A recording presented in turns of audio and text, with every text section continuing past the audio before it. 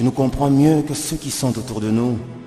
Car toi, Seigneur, tu es au-dedans de nous. Mes frères et mes sœurs en Christ de la Côte d'Ivoire, ce n'est pas parce que ce gouverneur Koudoulora Bago est revenu, raison pour laquelle on doit croiser les bras.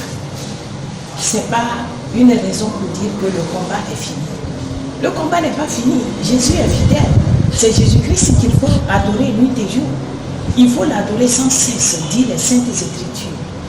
Alors, si d'autres se contentent à se réjouir seulement, voyant qu'il est revenu, donc c'est fini. Non, je vais vous signaler que l'ennemi aussi ne dort pas.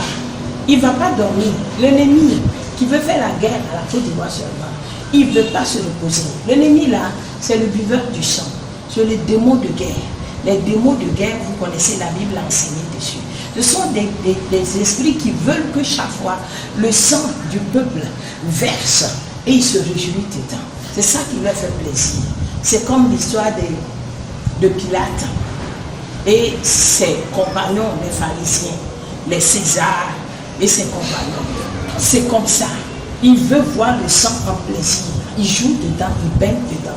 Donc si vous dormez, si vous baissez vos bras, si vous déposez les Bibles, parce que quelqu'un est revenu déjà, vous serez surpris des événements. En ce que je sais, les choses se complotent. Je l'avais déjà dit quand j'étais à la Chambre haute, à l'an 2015 et 16. Je l'ai souligné déjà et j'ai fait cas à des serviteurs de Dieu pour qu'ils prient. Je ne sais pas s'ils le prient. Parce que moi, le Seigneur m'a révélé qu'au retour de ce ex-gouverneur Koudoulora Bago, il y a un féticheur qui va se lever. Il va rassembler tous les mystiques du monde entier. Et ils vont lancer un sort à ce ex-gouverneur Koudoulora Bago. Un sort terrible. Il va rester dans les tenues comme un chasseur gibier. C'est comme ça qu'il va rester en bourse, masqué dans les tenues. Et il ne pourra plus réagir, il ne peut rien faire. Dans le cas où on n'arrive pas à l'atteindre de cette façon, ils vont le pourchasser de brousse en brousse, de zone en zone, de lieu en lieu, jusqu'à ce qu'un jour on arrive à l'abattre.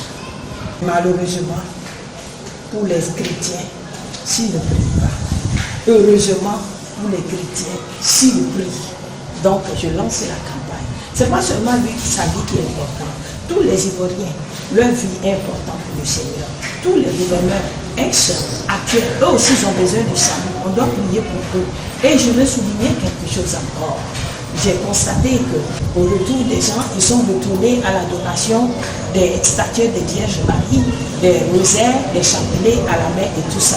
Adorer le Dieu vivant est différent. C'est le Dieu vivant qui vous a protégé durant tous ces temps. Moi seul, je ne peux pas vous signaler combien de dangers que le Seigneur m'a révélé, m'a fait connaître, qui vous est planifié. Mais j'étais resté en mon poste et à chaque fois, le Seigneur m'utilise comme un instrument pour vouer à l'échec les plans de l'ennemi. Donc, si vous revenez, reconnaissez que le Seigneur a fait des grandes choses pour vous. Adorez le Dieu vivant et non les dieux morts. Je vous salue la Côte d'Ivoire. Et je dirai shalom à tous les bien-aimés, à tous les gouverneurs, à tous les exilés qui sont revenus et à tous les fils du pays au nom du Christ de Nazareth que j'ai prié et je vous ai salué. Bye.